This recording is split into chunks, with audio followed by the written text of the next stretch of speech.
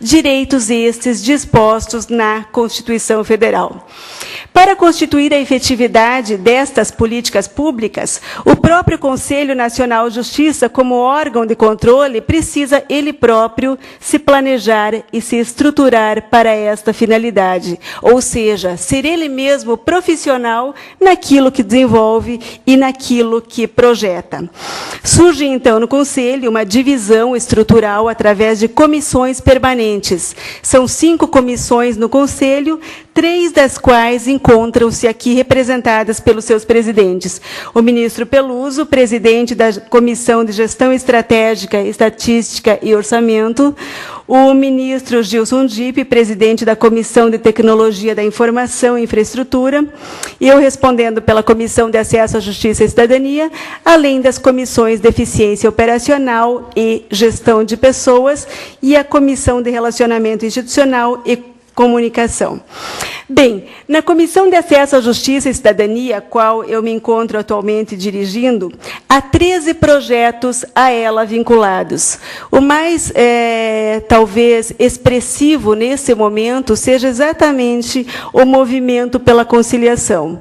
Nós temos aí a observância de alguns aspectos que dizem respeito à capilaridade do Poder Judiciário, e eu tenho avaliado, ministro Peluso, que se o Judiciário tem falhado com o cidadão, nós, de fato, devemos ter uma conta para acertar, porque é o poder que mais acessa a população. Em qualquer rincão desse país, de norte a sul, lá haverá um juiz.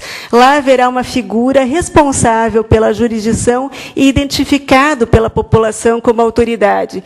Então, esse poder tem a capacidade e o dever de prestar uma jurisdição, uma entrega daquilo que lhe foi demandado com a eficiência, com a eficácia e com a qualidade esperada. A democratização do acesso tem nessa comissão também uma essência de trabalho, bem como a execução das decisões, a inclusão social, o desenvolvimento e a conscientização dos direitos e deveres e valores do cidadão. E aqui aparece o movimento pela conciliação, do qual nós vamos falar em algumas breves palavras.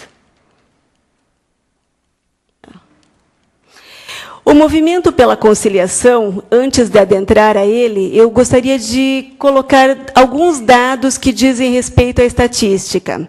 No ano de 2008, segundo os dados que nós temos no Conselho Nacional de Justiça, do Justiça em Números, tramitaram pelo Poder Judiciário 70 milhões de processos. No ano de 2009, tramitaram no Poder Judiciário 88 milhões de processos. Segundo esses dados preliminares, houve aqui uma ampliação bastante expressiva em milhões de processos, dos quais, vejam só, 26 milhões aproximadamente, é um número um pouco superior a isso, são casos novos. 25 milhões foram processos baixados e 61 milhões são processos pendentes. Ou seja, nós estamos enxugando gelo. Há uma taxa de congestionamento de 71% no Poder Judiciário brasileiro. E esta estrutura clama por soluções que, é claro, devem partir da atuação político-institucional do Conselho Nacional de Justiça, da própria organização e estruturação do Poder Judiciário, mas que também é responsabilidade de todos os operadores do direito, na medida em que é preciso uma conscientização que há necessidade de uma reformulação estrutural do próprio contexto que diz respeito ao judiciário brasileiro. Então, o movimento pela conciliação, ele busca aperfeiçoar a prestação jurisdicional e ele preserva o acesso à justiça. Os seus objetivos primordiais tem, na essência, alterar a cultura da litigiosidade e promover a busca de soluções mediante a celebração de acordos. Já foram decorridos mais de 4 anos do início do movimento e hoje há uma consolidação, ele foi transformado em movimento permanente, institucionalizado no âmbito do Conselho Nacional de Justiça, com uma estruturação própria devido exatamente à necessidade e à importância de mecanismos desta ordem.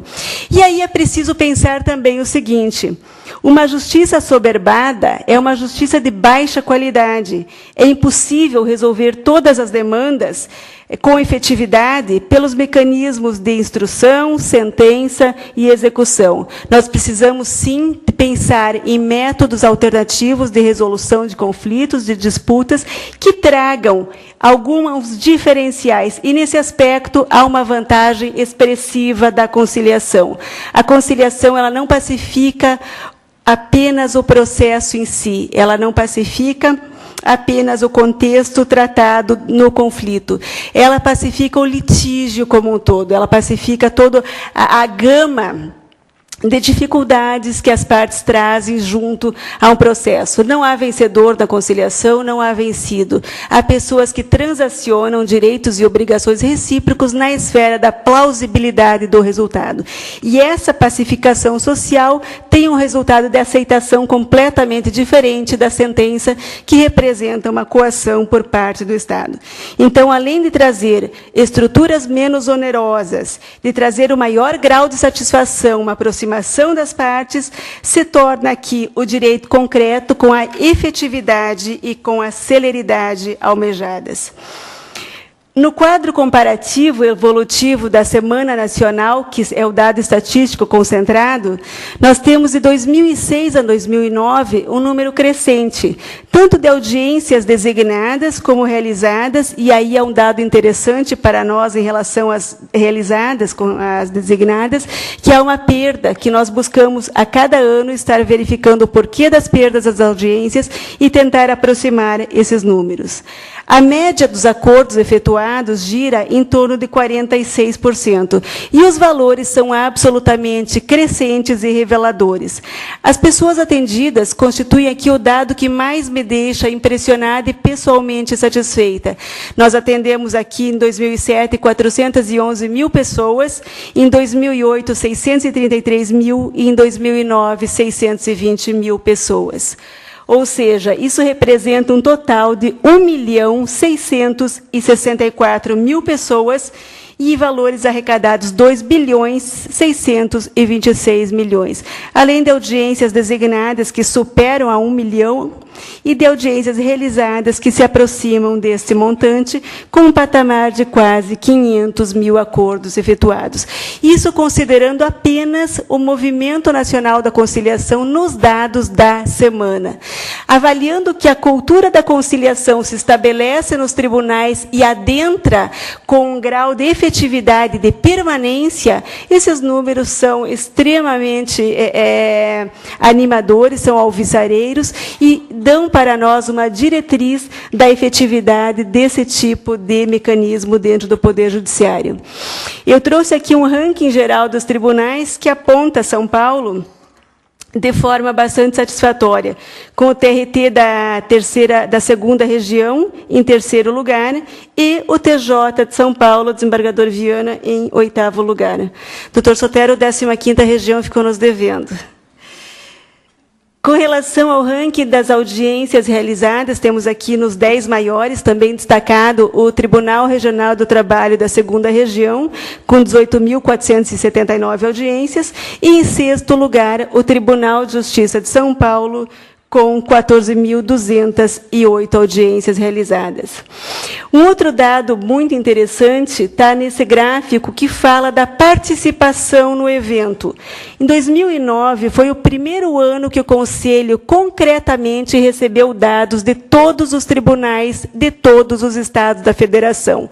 Ou seja, os 56 tribunais do país realizaram o movimento da conciliação durante a semana, com acompanhamento, dados e um projeto estruturado e organizado por parte do tribunal. Em relação ao número de audiências e acordos realizados por Justiça na semana pela conciliação, doutora Suzana, aqui a Justiça Federal, Estadual e Trabalhista em patamares condizentes com a sua própria dimensão, que revelam um equilíbrio entre esses ramos do Judiciário.